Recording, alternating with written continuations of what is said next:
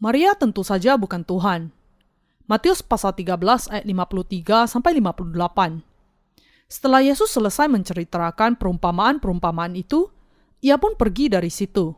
Setibanya di tempat asalnya, Yesus mengajar orang-orang di situ di rumah ibadat mereka.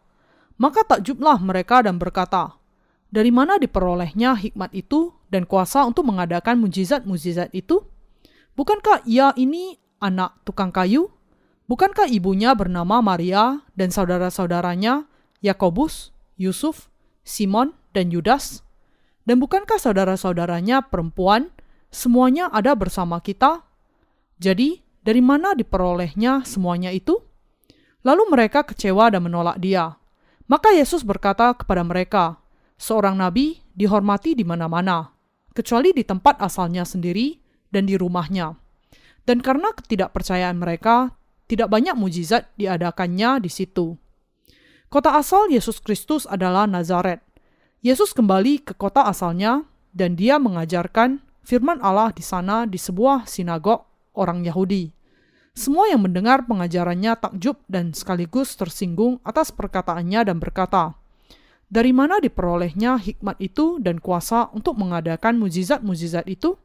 Bukankah dia ini anak tukang kayu? Bukankah ibunya bernama Maria dan saudara-saudaranya Yakobus, Yusuf, Simon, dan Yudas? Dan bukankah saudara-saudaranya perempuan semuanya ada bersama kita? Jadi, dari mana diperolehnya semuanya itu?" Ketika Yesus kembali ke kota asalnya dan melanjutkan pengajarannya akan firman Allah di sana, mereka yang mendengar perkataannya tidak mau percaya meskipun mereka merasa takjub atas pengajaran itu. Apa sebabnya? Itu karena kota itu adalah kota asalnya. Karena itu, pendengarnya bertanya-tanya dan berkata, "Dari yang kita ketahui, dia tidak berpendidikan, dan dia tidak mengerti apa-apa. Lalu, bagaimana dia bisa mengatakan semuanya itu?" Itulah sebabnya mereka mengabaikannya dan tidak mau percaya kepada perkataan Yesus. Ada pelajaran-pelajaran yang harus kita petik dan pelajari dari bagian ini. Dan juga kita perlu menegaskan kembali iman kita dari pelajaran-pelajaran ini. Kita jangan sampai menjadikan Maria sebagai Tuhan dan menyembah dia. Karena ada organisasi keagamaan di dunia ini yang sudah menyembah Maria. Dan karena itu saya mau mengatakan dengan jelas bahwa adalah kesalahan besar kalau kita menjadikan Maria sebagai Tuhan. Kita seringkali menempatkan gereja Katolik di bawah kategori kekristenan. Di seluruh dunia ada lebih banyak orang Katolik dibandingkan dengan orang Protestan. Alasan mengapa saya secara tiba-tiba menyinggung kelompok Katolik di sini adalah karena gereja Katolik itulah yang menjadi kelompok keagamaan yang sudah menjadikan Maria sebagai Tuhan dan menyembah dia. Mengapa orang-orang Katolik menyembah Maria? Karena mereka percaya bahwa anak darah Maria hanya melahirkan Yesus saja sampai dia mati. Mereka meninggikan Maria sebagai Ratu Surga. Mereka bahkan menyebut dia sebagai Bunda Allah. Karena Yesus memang adalah Allah yang benar, perkataan itu seolah-olah tidak memiliki kesalahan. Tetapi sebenarnya ada dusta yang sangat berbahaya yang tersembunyi di dalamnya. Sekali mereka mulai menjadikan Maria sebagai Tuhan, mereka terus masuk ke dalam kecenderungan yang lebih dalam akan hal itu tanpa henti. Akhirnya orang-orang Katolik sampai menyebutnya sebagai Maria yang tak bernoda.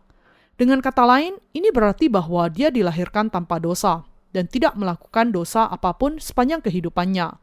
Jadi mereka bahkan menyangkal bahwa dia melahirkan anak yang lain dari Yusuf, suaminya setelah dia melahirkan Kristus. Kalau memang demikian, dari mana asalnya saudara-saudara laki-laki dan saudara-saudara perempuan Yesus yang disebutkan di dalam bagian kitab suci tadi? Ide yang sama sekali tidak alkitabiah ini sudah dikonsolidasikan dengan tindakan yang sama tidak alkitabiahnya, seperti penampakan Maria di Fatima, Portugal di awal abad ke-20. Di sini saya mau mengutip sebagian dari penjelasan di dalam sebuah dokumen Katolik. 15 tahun setelah penampakan di Fatima, Maria menampakkan diri kepada anak-anak di Belgia, yaitu di Baneuk dan Beauraing. Keduanya adalah penampakan terakhir Maria yang mendapatkan pengesahan dari Roma. Bunda kita menampakkan diri kepada 5 orang anak di Beauraing: Fernandes, Gilberte, Albert, Andrew, dan Gilbert. Dalam 32 kali penampakan sejak 19 November 1932 sampai 3 Januari 1933. Pada tanggal 21 Desember 1932, Bunda kita memperkenalkan diri kepada anak-anak itu. Akulah anak darah yang tak bernoda. Anak-anak itu melihat ada hati yang terbuat dari emas di dada Maria. Pada tanggal 3 Januari 1933, dia mengatakan kepada Andrew, "Aku adalah Bunda Allah, Ratu Surga. Berdoalah senantiasa." Apa pendapat Anda tentang hal ini? Orang-orang Katolik sekarang percaya bahwa Maria dibangkitkan pada saat dia sedang tidur, dan bahwa dia naik ke surga sebagaimana anaknya. Semua doktrin ini tujuannya adalah menuhankan Maria, berusaha menyamakan statusnya dengan anaknya. Tetapi hal itu sangatlah jauh dari kebenaran. Kita jangan sampai menuhankan Maria.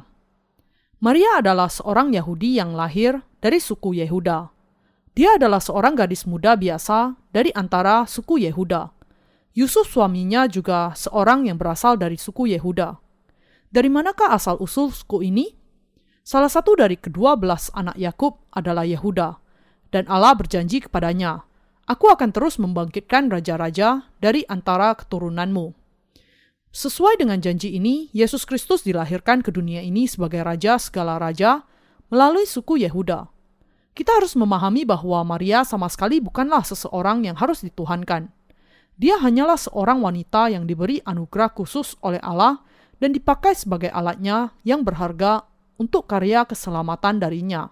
Dengan demikian, ketika kita memandang kepada iman Maria, dia memang wanita yang sangat diberkati, yang layak untuk dihargai. Tetapi mengatakan bahwa Maria harus disanjung dan dimuliakan lebih daripada Yesus, karena dia juga dilahirkan tanpa dosa, dan juga karena dia adalah Ratu Surga, merupakan hasil dari ketidaktahuan yang berasal dari kebodohan pemikiran. Orang-orang Katolik menyebut Maria sebagai pengantara doa-doa. Mereka mengatakan bahwa karena Maria adalah pengantara antara Allah dengan manusia, ketika manusia berdoa kepadanya, dia akan berbicara atas nama mereka kepada Allah Bapa. Dan mereka mengatakan bahwa lebih efektif kalau seseorang berdoa kepada Maria. Ini berasal dari pemikiran duniawi mereka yang berpikir bahwa kalau seseorang berbicara kepada ibunya raja akan lebih efektif dibandingkan kalau berbicara kepada anaknya. Jadi, setiap hari mereka mengucapkan banyak Rosario. Tetapi, Anda harus memikirkan sungguh-sungguh tentang apakah doa-doa Anda akan sungguh-sungguh sampai kepada Allah Bapa kalau Anda berdoa kepada Maria. Pada kenyataannya, Maria melahirkan beberapa anak yang lain. Kita bisa melihat dari bagian kitab suci hari ini bahwa selain Yesus, dia melahirkan 6 lagi anak-anak yang lain. Yesus secara khusus dilahirkan ketika dia masih perawan. Bahwa Allah dilahirkan melalui tubuh anak darah Maria dan menjadi manusia adalah sesuatu yang harus digenapi oleh Yesus dalam rangka menyelamatkan manusia dari segala dosanya. Adalah karena Yesus yang adalah Allah sendiri tidak memiliki dosa sehingga dia dilahirkan melalui tubuh anak darah Maria. Namun, anak-anak Maria yang lain, yaitu saudara laki-laki dan saudara perempuan Yesus, dilahirkan ke dunia ini melalui konsepsi yang normal. Yakobus yang menuliskan surat Yakobus adalah saudara kandung Yesus. Dan Yusuf, Simon, dan Yudas juga adalah saudara kandung Yesus. Dan Yesus juga memiliki paling tidak 2 orang saudara perempuan. Selain Yesus, semua anak-anak yang dilahirkan dari Maria dan Yusuf dilahirkan ke dunia ini melalui konsepsi yang normal. Adalah sebuah dusta kalau mengatakan bahwa Maria tidak melahirkan siapapun selain Yesus, dan juga merupakan kebohongan yang akan membawa kesesatan jika mengatakan kalau Maria dilahirkan tanpa dosa. Ini sama sekali tidak masuk akal. Dengan demikian, kita tidak boleh memberhalakan Maria. Kita tidak boleh menyembah anak darah Maria itu sebagai Allah, apalagi menganggapnya sebagai Bunda Allah atau istrinya.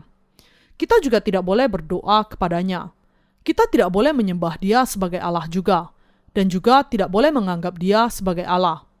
Orang-orang Katolik mengucapkan doa Salam Maria yang mengatakan, "Terpujilah Maria yang penuh rahmat, diberkatilah engkau di antara segala wanita, dan diberkatilah buah kandunganmu, Yesus. Maria yang kudus, Bunda Allah, doakanlah kami, orang-orang berdosa, sekarang dan pada saat kematian. Amin. Suatu saat saya menyaksikan sebuah saluran televisi Katolik yang menunjukkan bagaimana mereka menaikkan doa itu. Seseorang mengucapkan setengah dari doa itu dan kemudian orang-orang yang lain meresponi dengan mengucapkan yang setengahnya lagi. Ketika saya melihatnya, saya merasakan kesedihan yang luar biasa. Mereka berdoa demikian, tetapi Maria tidaklah penuh rahmat sebagaimana Allah. Betapa tidak masuk akal mengatakan bahwa Maria itu penuh dengan rahmat, bukan? Maria hanyalah wanita biasa yang mendapatkan anugerah dari Allah. Sebagaimana Anda dan saya menerima rahmat dari Allah, demikian juga Maria mengenakan kasih karunia Allah. Adalah karena Allah memakai tubuh Maria sebagai alatnya sehingga dia menjadi wanita yang diberkati. Adalah semata-mata karena Maria menerima rahmat Allah dengan iman dan mengandung serta melahirkan Yesus sehingga dia menerima rahmat dan kasih dari Allah. Kalau dia tidak melahirkan Yesus, dia tidak ada bedanya dengan manusia lain. Meskipun demikian, banyak orang berpikir tentang dia dengan cara pikir duniawi, menuhankan dia, membangun patung-patungnya, dan meminta pertolongan kepada patung-patung itu. Tidak ada tindakan yang lebih menyedihkan dibandingkan dengan hal itu. Di dalam Katolik, banyak laporan mengenai kasus penampakan Maria. Beberapa orang lain bersaksi bahwa mereka melihat air mata darah mengalir dari mata yang ada di patungnya. Kalau ada patung yang berdarah, itu karena karatnya. Karena air meresap ke dalam patung itu dan menyebabkan bagian logam yang ada di dalam patung itu berkarat. Dengan menuhankan demikian, orang-orang Katolik menciptakan suasana seolah-olah Maria masih hidup. Tetapi pada kenyataannya hal itu merupakan sebuah kesalahan besar. Tentu saja, apa yang saya katakan ini bisa menyinggung perasaan mereka yang menuhankan dan menyembah Maria. Tetapi itulah kenyataannya. Mereka mengatakan bahwa Maria tidak pernah melahirkan siapapun kecuali Yesus. Tetapi jelas tertulis di dalam firman Allah bahwa Maria melahirkan beberapa anak yang lainnya. Apakah ini berarti Alkitab berdusta? Apakah ini berarti bahwa Alkitab kita berbeda dari Alkitab mereka? Bagian ini di dalam Alkitab mereka sama saja dengan yang ada di dalam Alkitab kita, meskipun mereka memiliki 7 kitab lain yang disebut sebagai apokripa. Bagaimana mungkin Maria bisa menjadi Bunda Allah? Dia hanyalah seorang perempuan biasa. Dia sama seperti kita, sepenuhnya manusia. Jadi, berdoa kepadanya adalah sia-sia. Orang-orang yang berpikir duniawi telah begitu salah paham mengenai Maria sehingga mereka memberhalahkan dan memenuhankan dia dan menempatkan iman mereka kepadanya. Tetapi Maria ini yang sangat dipuja oleh orang-orang Katolik sebagai Ratu Surga sampai saat ini sama sekali tidak lebih dari perempuan biasa sebagaimana yang tertulis demikian di dalam firman. Maria bukanlah wanita hebat seperti yang dikatakan banyak orang, tetapi dia hanyalah sekedar wanita beriman. Namun generasi selanjutnya menuhankan dia dan menyembah dia sedemikian. Ini adalah rancangan dari si jahat. Dia masih mengatakan kepada orang-orang, percaya kepada Yesus, tetapi percaya juga kepada Maria. Sehingga manusia tidak akan bisa menerima pengampunan dosa, biar bagaimanapun mereka percaya kepada Yesus. Si jahat melakukan hal ini karena orang tidak akan bisa diselamatkan kalau dia menambahkan atau mengurangi firman Allah. Inilah sebabnya hari ini saya membahas pokok ini dengan begitu serius dan berusaha untuk memberitakan firman kebenaran. Kita harus sungguh-sungguh memperhatikan sisi rohani kita. Tidak ada yang lain kecuali iman kepada Injil air dan roh ini yang harus kita mengerti. Selain dari iman ini, semua tindakan kejahatan kita seperti mencemarkan kebenaran dan memberhalakan manusia seperti ini karena pemikiran duniawi kita hanya akan menjadikan kita sebagai musuh Allah, dan karena itu kita tidak boleh membiarkan hal yang demikian terjadi. Karena gereja Katolik senantiasa menutupi kenyataan bahwa Maria melahirkan juga beberapa anak lain selain Yesus Kristus, orang-orang Katolik sungguh-sungguh berdoa kepada Maria dan dengan demikian tersesat lebih jauh lagi. Adalah karena mereka tidak percaya kepada firman dan bahkan mengikuti pikiran duniawi mereka sajalah yang kemudian membuat mereka semua binasa demikian. Ketika Anda dan saya menjalani kehidupan iman kita, kalau kita tidak percaya berdasarkan firman Allah, maka kita juga akan menghadapi hasil yang demikian. Apa yang disetujui oleh Alkitab adalah sesuatu yang disetujui. Dan kalau Alkitab mengatakan bahwa Allah sudah menyelamatkan kita dengan air dan roh, maka Dia memang sudah menyelamatkan kita dengan air dan roh. Jangan sampai kita menafsirkannya secara sembarangan berdasarkan kepada pemikiran kedagingan kita saja. Kita jangan sampai memberhalakan atau merendahkan seseorang selain dari apa yang dikatakan Alkitab. Kehidupan iman kita haruslah berpusat kepada firman. Kita sedang memberitakan Injil kepada dunia. Bahkan kita sekarang sudah mempersembahkan seluruh kekuatan kita untuk memberitakan Injil ini. Rekan seiman yang terkasih, ketika Anda dan saya memberitakan Injil air dan roh, tugas apakah yang dipercayakan kepada kita masing-masing dalam pekerjaan kita? Apakah kita mempersembahkan usaha kita untuk pekerjaan ini? Kalau kita tidak mau mempersembahkan seluruh kekuatan kita untuk melakukan pekerjaan ini, beberapa masalah yang tidak masuk akal bisa dengan gampang muncul dan melelahkan kita. Anda adalah para pekerja Injil dan saksi-saksi yang memberitakan Injil ke seluruh dunia. Zaman sekarang ini adalah zaman yang paling baik untuk memberitakan Injil. Kalau kita tidak memberitakannya sekarang, harus mempertaruhkan nyawa kita untuk menyebarkannya nanti. Dan yang lebih buruk lagi, kita tidak bisa berharap bahwa kita bisa melakukannya dengan efektif seperti kita melakukannya saat ini. Dalam masa yang sangat menguntungkan untuk memberitakan Injil, kalau kita tidak mempersembahkan diri kita untuk misi ini, maka kita juga bisa jatuh ke dalam kesalahan kedagingan.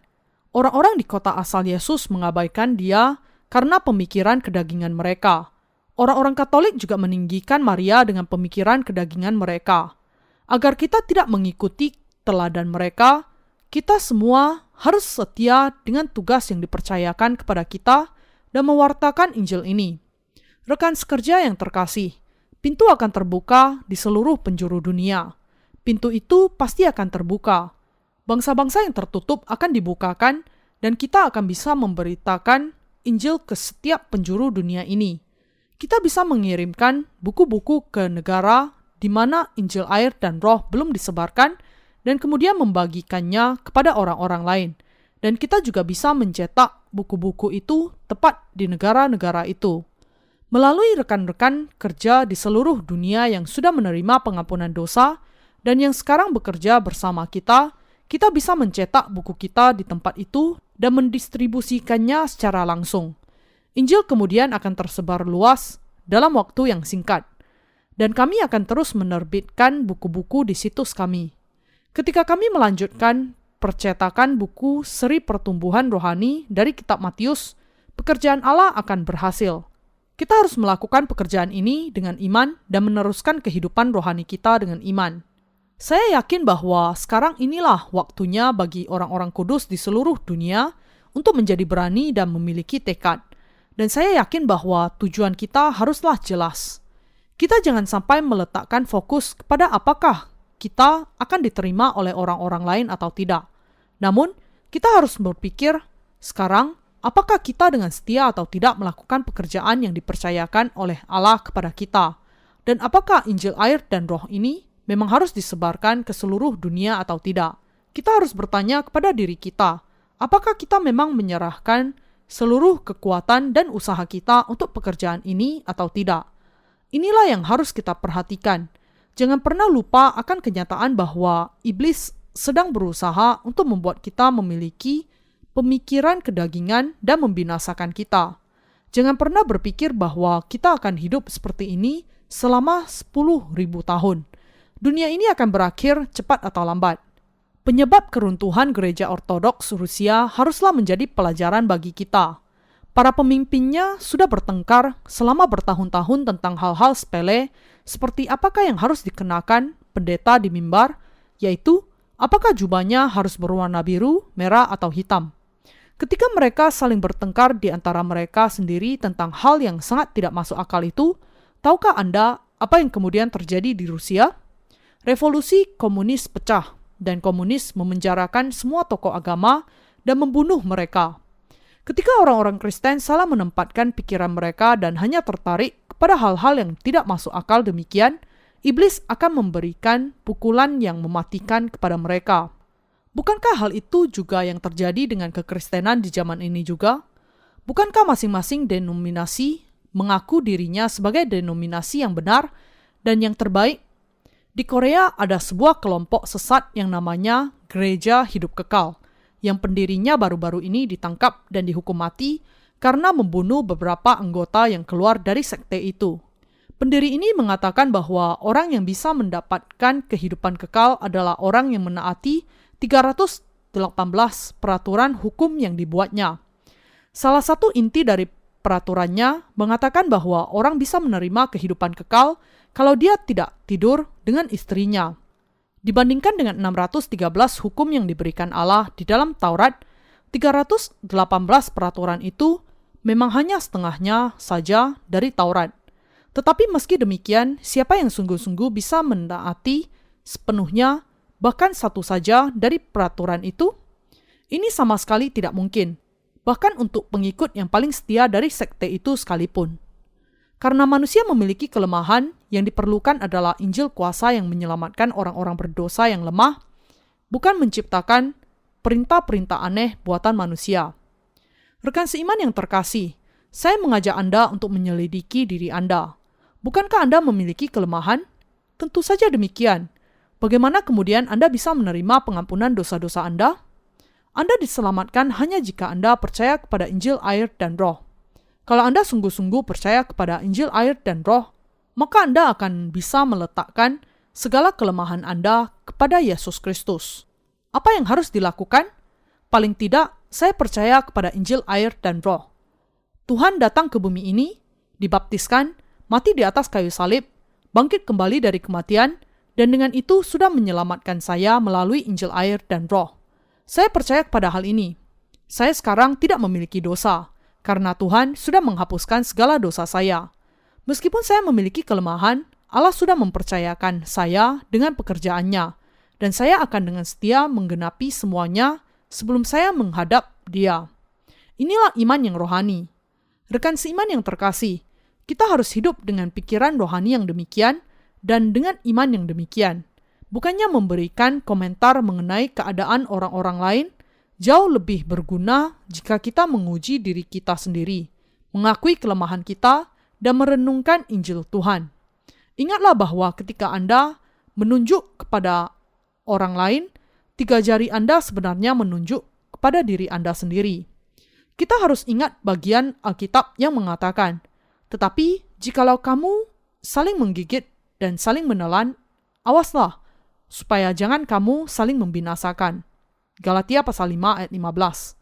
Dan menyadari bahwa memperdebatkan siapa yang benar dan siapa yang salah hanyalah seperti membenamkan gigi kita semakin dalam ketika menggigit orang lain untuk melukai dan saling membunuh. Kalau kita terus saling menelan, siapa yang bisa tetap bertahan dalam keadaan yang baik? Ketika membaca bagian kitab suci hari ini, saya ingin menyampaikan beberapa kata kepada orang-orang Kristen yang sudah menuhankan Maria dan percaya kepadanya dan bukannya kepada Allah Bapa dan kepada ketuhanan Yesus. Hentikan kesalahan yang tidak masuk akal itu.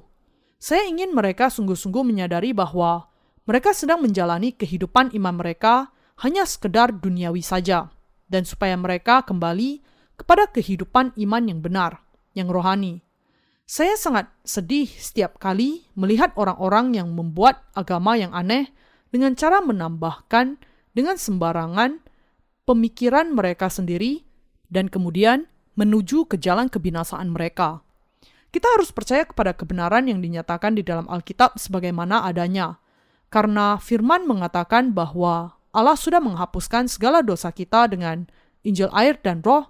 Kita harus percaya dengan cara demikian, sebagaimana yang dinyatakan.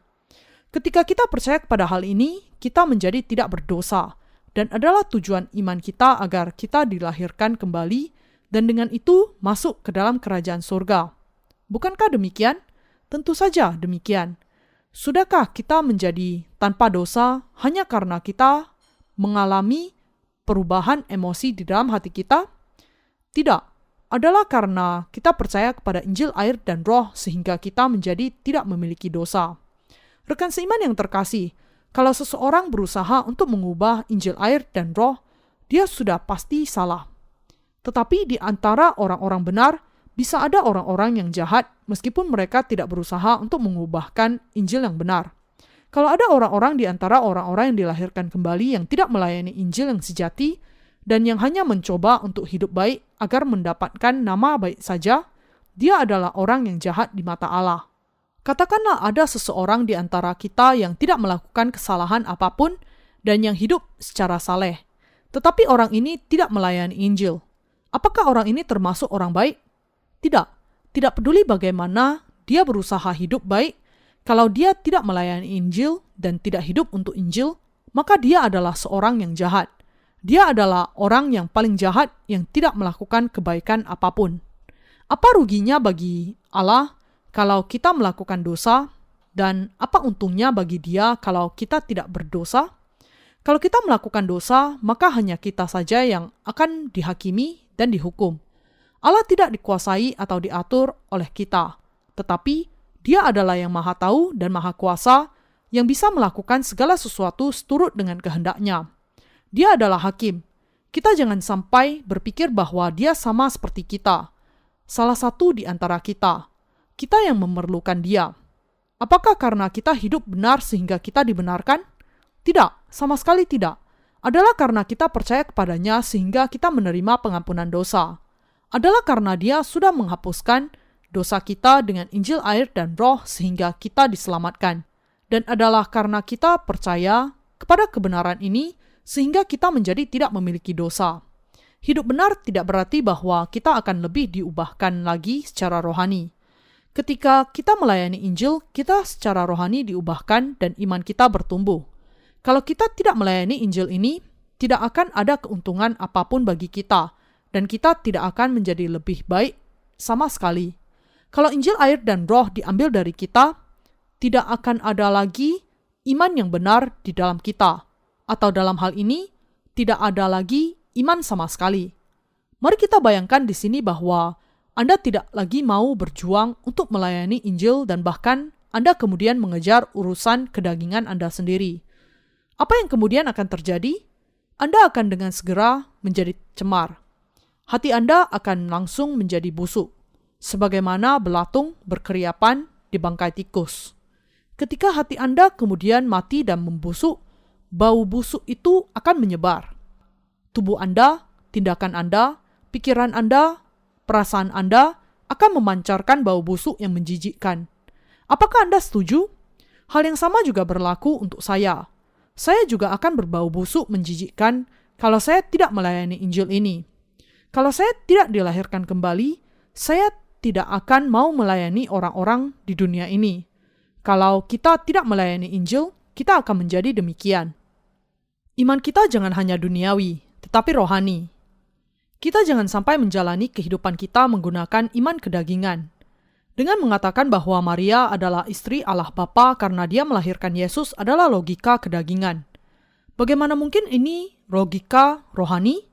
Bolehkah orang mengabaikan Yesus hanya karena dia berasal dari kota asalnya? Orang jangan sampai menuhankan Maria dan jangan sampai orang meremehkan Yesus hanya karena dia berasal dari kota yang sama. Yesus adalah anak Allah. Dia pada dasarnya adalah Allah sendiri dan dia adalah juru selamat kita. Meskipun demikian, banyak rabi Yahudi, yaitu para guru, yang mendengar firman-Nya dan mengabaikannya. Tidak peduli betapapun hebatnya guru itu, mereka tidak bisa berbicara seperti Yesus. Mereka tidak bisa membukakan rahasia keselamatan. Meskipun demikian, mereka tetap saja melawan Injil air dan roh dan menolak untuk percaya. Dan karena mereka tidak percaya, Yesus tidak melakukan tanda ajaib dan mujizat di sana. Hal yang sama berlaku untuk Anda dan saya juga. Kalau Anda tidak percaya kepada firman Allah ini, Tuhan tidak akan bekerja di dalam hati Anda. Adalah ketika Anda dan saya percaya kepada firman Allah dengan sepenuh hati, kemudian Tuhan akan bekerja di dalam hati kita. Ketika Tuhan memegang teguh hati kita, memenuhinya, membuat kita melayani Dia, memampukan kita menghindari yang jahat, dan mengikuti Dia dengan menuntun kita menggunakan firman-Nya, itulah saat kita berdiri teguh di dalam iman kita. Karena itu jangan sampai kita hidup dengan iman kedagingan, tetapi kita harus hidup oleh iman. Hidup iman kita haruslah berpusat kepada firman. Kita harus mendasari kehidupan iman kita kepada firman setiap saat. Kita jangan sampai mengendorkan kehidupan iman kita. Karena saya sudah bertumbuh sejauh ini, saya sekarang bisa membuat penilaian saya sendiri dan menjaga diri saya sendiri, bahkan tanpa firman. Berpikir demikian merupakan sebuah kesalahan. Kita harus senantiasa menjalani kehidupan kita dengan iman yang berpusat kepada firman.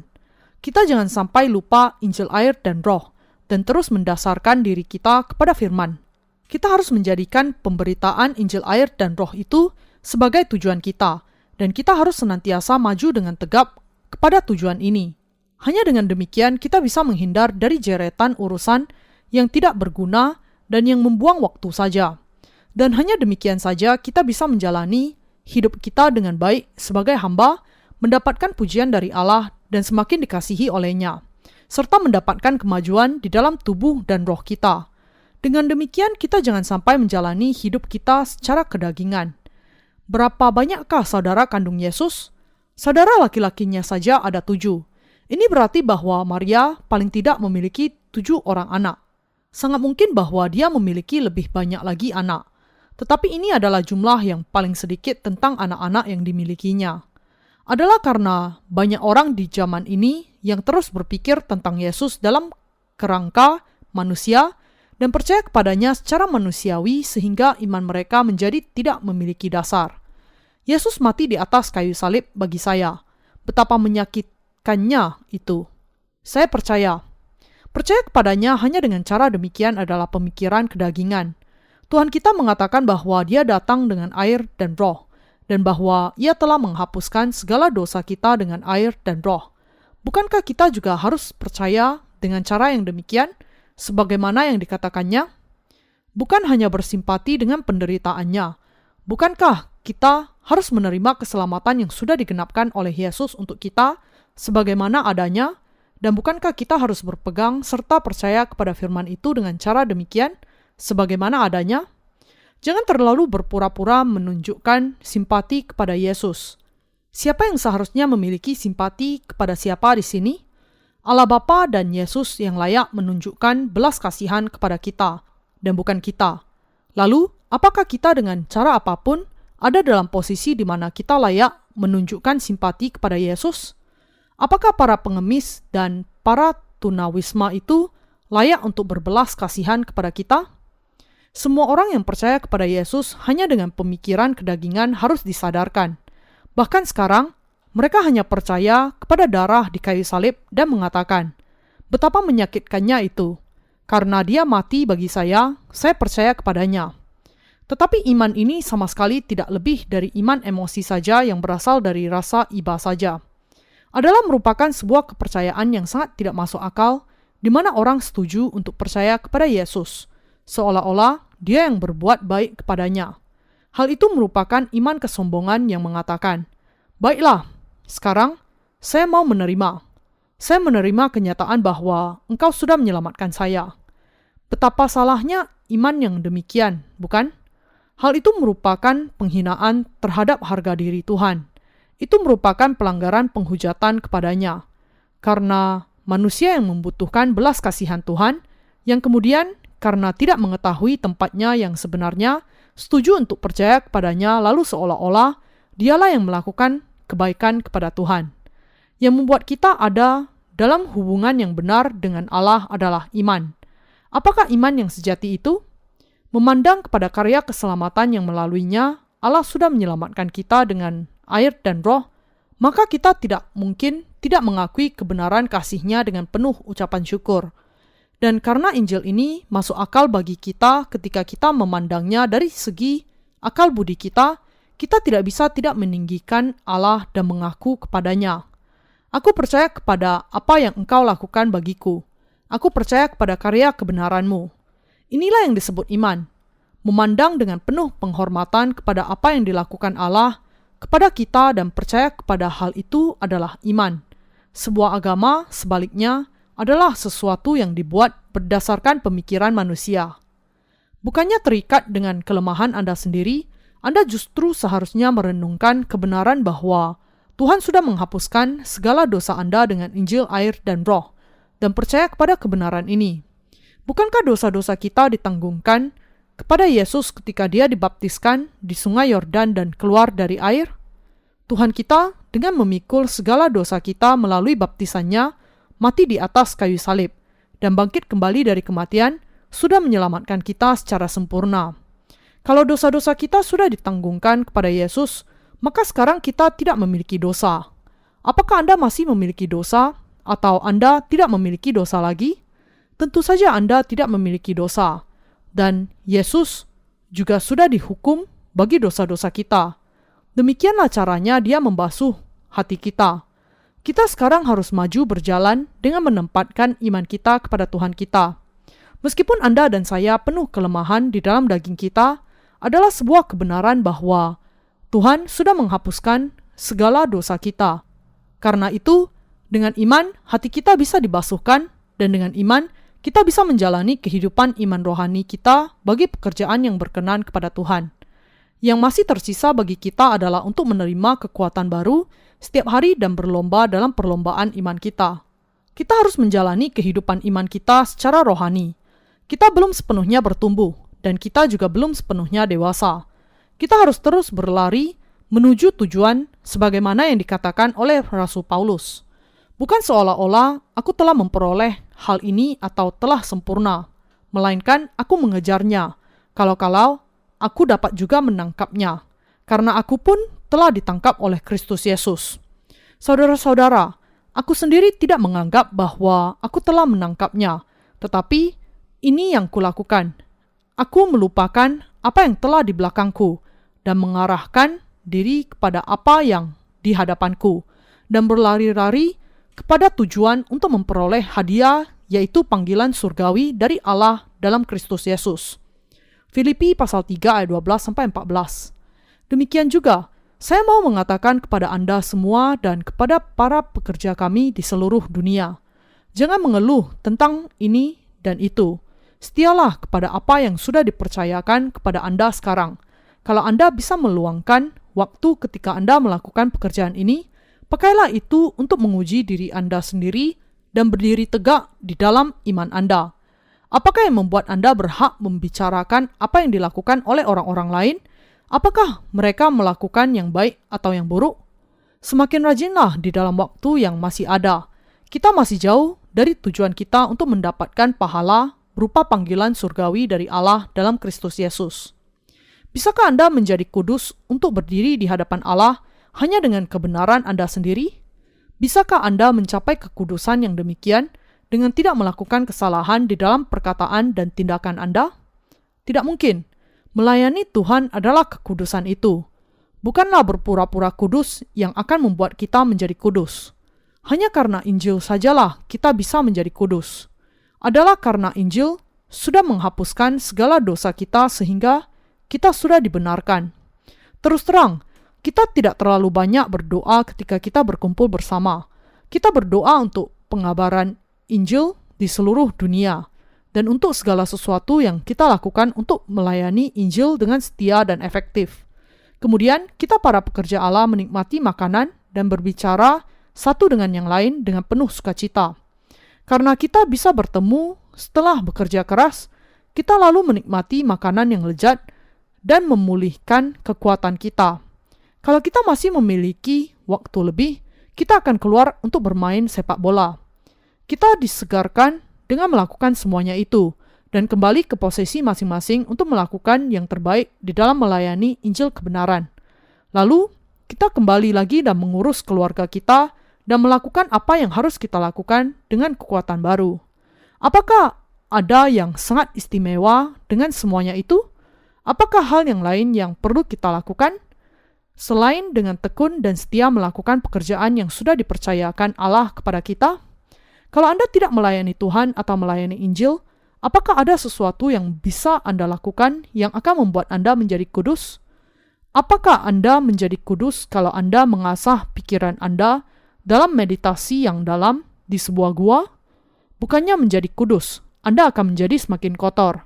Kalau seseorang menyendiri saja dan duduk berdiam diri tanpa melakukan apa-apa, maka hanya pikiran duniawi yang tidak berguna yang akan muncul di pikirannya. Rekan seiman yang terkasih, kita belum memberitakan Injil sepenuhnya. Masih sangat banyak yang harus dilakukan. Saya tahu bahwa ini sangat sulit bagi saya. Saya yakin bahwa Allah akan memberikan kekuatan kepada kita. Allah akan membuat kita semakin melayani Injil. Kadangkala, kita terganggu oleh hal-hal di masa lalu. Tetapi jangan sampai kita terikat oleh hal-hal yang sudah kita lakukan. Namun, kita harus memandang ke depan kepada tujuan panggilan surgawi dari Allah dalam Kristus Yesus. Paulus juga berusaha untuk melupakan apa yang di belakangnya dan berlari ke depan kepada apa yang ada di hadapannya. Anda harus dengan setia melakukan apa yang sudah ditentukan bagi Anda masing-masing dan menetapkan segenap hati Anda dan kekuatan Anda untuk melakukan pekerjaan ini. Ini yang bijaksana. Yesus mengatakan, seorang nabi dihormati di mana-mana, kecuali di tempat asalnya sendiri dan di rumahnya. Anda juga tidak akan dihormati di rumah Anda sendiri. Kalau anggota keluarga Anda belum dilahirkan kembali, maka Anda akan mengalami penganiayaan. Itu terjadi karena secara rohani Anda tidaklah sama dengan mereka, sehingga ada pergumulan antara Anda dengan anggota keluarga Anda. Karena kita yang dilahirkan kembali menjalani kehidupan kita dengan iman dan hidup bagi Injil, pemikiran dan gaya hidup kita berbeda dengan orang-orang duniawi. Sampai sejauh ini, terdapat banyak sekali perbedaan antara orang-orang yang dilahirkan kembali dengan orang-orang yang tidak dilahirkan kembali. Kita harus memberitakan Injil air dan roh ke Eropa juga.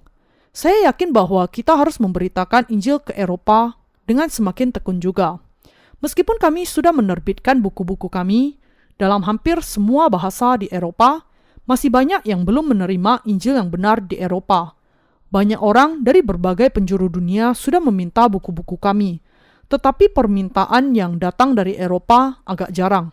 Buku-buku kami belum masuk dalam jumlah besar di satupun negara di Eropa. Tetapi karena sekarang ada satu jalan yang terbuka untuk melakukannya, kami sedang mempersiapkan diri untuk hal ini. Dalam waktu yang tidak lama lagi, kami akan mendengar kabar bahwa Injil air dan roh yang sejati sedang berkembang di Eropa lebih daripada di Amerika Serikat. Saya yakin bahwa Injil ini akan segera berkembang di Jepang juga. Baru-baru ini, salah satu judul berbahasa Inggris diterjemahkan ke dalam bahasa Jepang. Meskipun memakan waktu yang lama untuk buku ini bisa diterbitkan, setiap pencari kebenaran di Jepang akhirnya akan berkesempatan membaca buku yang berisi kebenaran ini. Dalam khotbah saya yang terdahulu, saya berbicara mengenai 4 jenis ladang hati, dan bahwa kita harus merenungkan demikian. Apakah saya lalang atau gandum? Apakah saya tanah di tepi jalan ketika saya mendengar Injil ini? Apakah saya mendengar Injil ini ketika saya menjalani kehidupan yang beragama? Atau apakah saya adalah tanah yang berbatu yang menerima Injil itu untuk sementara waktu, tetapi kemudian tidak percaya di dalam hati saya? Ketika Injil ini diberitakan kepada saya, apakah saya mengatakan bahwa saya percaya? Bahkan ketika di dalam hati saya masih penuh dengan dosa-dosa, sedikit yang pernah diakui dan banyak yang belum diakui? Atau apakah saya adalah tanah yang bersemak duri? Bahkan meskipun saya percaya kepada Injil kebenaran, karena saya masih sangat mengasihi dunia ini, sehingga saya hanya mengikut Tuhan dengan setengah hati saja? Atau apakah saya tanah yang baik? Apakah saya sungguh-sungguh percaya bahwa Tuhan sudah menyelamatkan saya, meskipun saya tidak memiliki kelemahan? Dan apakah saya sungguh-sungguh bulir gandum di hadapan Tuhan? Hal-hal itu harus kita tanyakan kepada diri kita sendiri. Dalam khotbah-khotbah sebelumnya, saya menjelaskan sebuah seri tentang perumpamaan Yesus dalam Matius pasal 13. Apakah Anda mengingat firman ini? Apakah Anda sudah melupakan semuanya? Dan kemudian Anda sudah memahami diri Anda sebagai gandum atau lalang, bukan? Dan Anda sudah tahu tahap yang mana yang sudah Anda capai di dalam kehidupan iman Anda, bukan? Pada dasarnya sebagai manusia, kita adalah tanah di pinggir jalan atau tanah berbatu. Orang-orang yang tidak mampu berpegang kepada firman, termasuk sebagai tanah yang berbatu, adalah dengan berpegang kepada firman sehingga kita bisa memahami dan mengakui bahwa kita adalah orang-orang yang melakukan kejahatan dan dengan berpegang kepada firman air dan roh, dan karena Tuhan sudah menghapuskan dosa-dosa kita, sehingga kita menjadi tidak memiliki dosa dan dihidupkan kembali dan bukannya mati. Meskipun saya sudah menerima pengampunan dosa-dosa saya, apakah saya masih berjuang hanya untuk keberhasilan dunia saja? Tidak mampu membuang hawa nafsu duniawi saya? Tidakkah saya menggunakan nama Yesus untuk keuntungan pribadi saya di dunia ini? Kita perlu berpikir tentang hal-hal ini. Kita perlu menguji diri kita sendiri untuk melihat apakah kita termasuk salah satu dari ketiga jenis tanah ini. Hati yang demikian tidak memiliki ketertarikan kepada Injil air dan roh dan tidak melayaninya, serta hanya ingin menjadi kaya saja dan didustai oleh kemegahan dunia dan kenikmatan daging. Semua hasrat kita hanya terletak kepada hal-hal yang demikian saja. Kita juga perlu menyadari bahwa ketiga jenis tanah itu akan dibuang, mengakui bahwa kita dulunya adalah tanah yang demikian, lalu percaya kepada Injil air dan roh. Kita harus mengakui, hati saya memiliki keinginan terhadap dunia dan tidak mengenali dosa-dosa saya. Ini tidak benar. Saya melakukan kesalahan sekarang. Dan kita harus percaya di dalam firman Injil air dan roh. Kemudian, kita akan menjadi tanah yang baik, menerima firman, menghasilkan buah-buah yang baik, dan kita sendiri akan menjadi gandum yang sesungguhnya. Adalah ketika kita menerima bahwa kita adalah orang yang jahat dan kita ditentukan untuk masuk ke dalam neraka kalau kita memiliki dosa, dan ketika kita juga menerima Injil air dan roh, kita kemudian akan menjadi tanah yang baik. Demikianlah caranya kita bisa menjadi gandum dan tanah yang baik di hadapan Allah dan berbuah 30 kali lipat, 60 kali lipat, dan 100 kali lipat. Orang-orang yang demikian akan dipuji oleh Allah dan dipercayai dengan tanggung jawab yang lebih besar. Mereka akan menjadi semakin setia ketika mereka dianiaya, dan karena itu Tuhan akan mencurahkan semakin banyak berkat kepada mereka. Tidak ada keraguan tentang hal ini. Ketika Petrus berkata kepada Yesus, "Kami sudah meninggalkan segala sesuatu dan mengikut Engkau," Yesus menjawab dengan mengatakan demikian, "Aku berkata kepadamu, sesungguhnya setiap orang yang karena aku dan karena Injil meninggalkan rumahnya, saudaranya laki-laki atau saudaranya perempuan, ibunya atau bapaknya, anak-anaknya atau ladangnya, orang itu sekarang pada masa ini juga akan menerima kembali 100 kali lipat. Rumah, saudara laki-laki, saudara perempuan, ibu, anak, dan ladang, sekalipun disertai berbagai penganiayaan, dan pada zaman yang akan datang, ia akan menerima hidup yang kekal." Markus pasal 10 ayat 28-30. Ketika kita melayani Injil air dan roh, Tuhan tidak pernah memberikan kepada kita berkat tanpa penganiayaan. Tuhan kita ingin membersihkan kotoran duniawi dari hati kita sebelum Dia memberkati kita sesuai dengan isi hatinya. Ketika Dia berpikir, "Orang ini setia kepadaku dan tidak akan menyimpang walaupun aku memberkatinya," Dia akan mencurahkan berkat materi kepada dia juga. Allah memberikan berkat iman yang kuat terlebih dahulu, dan kemudian Dia memberikan kepada kita berkat-berkat yang lain atas berkat iman kita. Kita kemudian harus berpikir demikian. Sesudah berakar di dalam iman, kita harus tetap berpegang kepada firman yang kita dengar, memiliki pemikiran rohani, percaya kepada firman Allah, dan berpikir tentang bagaimana caranya kita hidup. Kita harus merendahkan hati kita di hadapan Allah dan tidak berpikir bahwa kita sudah sempurna. Kita harus membuang kotoran kedagingan dari pikiran kita ketika Tuhan memerintahkan agar kita melakukannya lagi, dan mengakui keberadaan kita yang sebenarnya ketika Allah memerintahkannya. Dan kita harus mengikut Tuhan dengan hati yang bersih, tanpa membiarkan hati kita dikuasai oleh kelemahan dengan menggoncangkannya dengan iman kita. Ketika kita berdoa kepada Tuhan, berpegang kepada firman, dan melayaninya dengan iman, Dia akan mempercayakan berbagai pekerjaan kepada kita. Ketika Allah melihat kita layak mendapatkannya, maka Dia akan banyak memberkati kita, baik secara langsung maupun tidak langsung. Mari kita melihat orang-orang yang rohani. Ini adalah pokok utamanya. Tidak ada yang lain. Ada orang-orang yang sudah dilahirkan kembali selama 10 tahun atau lebih, tetapi ini tidak berarti bahwa mereka sudah menjadi sempurna. Mereka harus berlari lagi menuju kepada tujuan berupa panggilan dari Allah di dalam Kristus Yesus. Filipi pasal 3 ayat 14.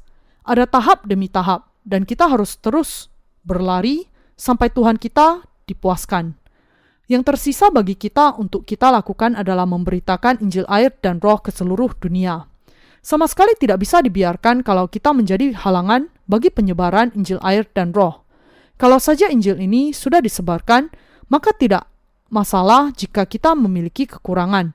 Dan hanya kalau kita percaya kepada Injil air dan Roh, hidup bagi Injil ini, berpegang teguh kepada firman Allah di dalam hati kita dan mengikutinya dengan iman, maka Allah juga akan mengatakan bahwa semuanya baik-baik saja.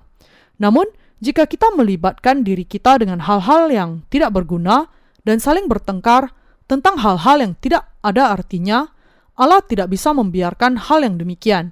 Semua hal yang tidak berkaitan dengan pemberitaan Injil adalah membuang waktu saja. Kita harus melakukan segala sesuatu bagi penggambaran Injil air dan Roh, sebagaimana yang tertulis. Jika engkau makan atau jika engkau minum, atau jika engkau melakukan sesuatu yang lain, lakukanlah semuanya itu untuk kemuliaan Allah. 1 Korintus pasal 10 ayat 31. Dan saya harus mengatakan bahwa orang-orang Katolik di dunia ini harus bangun dan menyadari keadaan mereka. Apakah mereka suka mendengar hal ini atau tidak? Kita harus mengatakan apa yang harus kita katakan. Mereka harus tahu bahwa Maria melahirkan 6 anak selain Yesus. Adalah tugas seorang nabi untuk memampukan mereka menyadari kebenaran dari firman dan kemudian mengatakan, apa yang kita percayai itu keliru, semuanya itu salah. Maria adalah wanita biasa, tetapi dia diberkati ketika dia percaya kepada firman Allah. Kita juga ingin memiliki iman yang kuat seperti itu, karena inilah hal yang paling diberkati bagi orang-orang kudus yang dilahirkan kembali. Apakah orang mau mendengarkan kita atau tidak, kita para imam di zaman ini harus menjelaskan kepada mereka kebenaran firman Allah sebagaimana adanya, karena ada tertulis, sebab bibir seorang imam memelihara pengetahuan, dan orang mencari pengajaran dari mulutnya. Sebab dialah utusan Tuhan semesta alam. Maleakhi pasal 2 ayat 7. Mari kita bersyukur kepada Allah dan menyerahkan seluruh kekuatan kita untuk melayani Injil. Mari kita menjalani kehidupan iman yang rohani. Haleluya.